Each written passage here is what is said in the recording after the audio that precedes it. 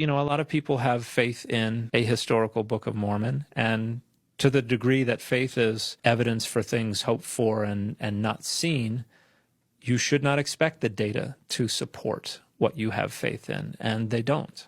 The data pretty firmly points in the opposite direction of a historical Book of Mormon. And that's not to say that anybody who has faith in a historical Book of Mormon is somehow entirely irrational. It's just to say the data that exist right now point pretty firmly in a given direction. That's not to say it's impossible that any other position is true. It's just to say that's where the data point.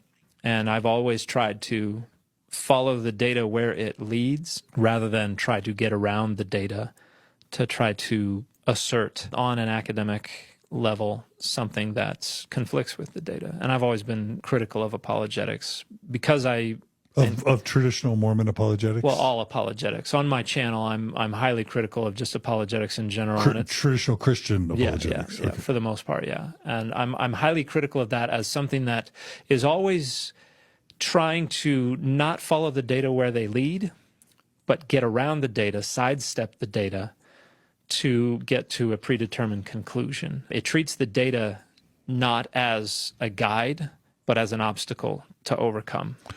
And frequently what I see, and this is not just within Mormonism, it's within broader Christian apologetics, is the goal is not necessarily to show that something is probable or even plausible. The goal is to show that it's not impossible.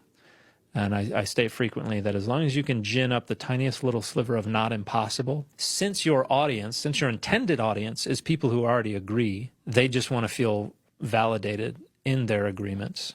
As long as you can gin up the tiniest little sliver of not impossible, that is enough for that audience to hold on to. Apologetics is not aimed at critics. Apologetics is aimed at those who already agree. And I've been highly critical of that for a long time, and have tried to promote a perspective that tries to follow the data where they lead rather than get around the data to a predetermined conclusion.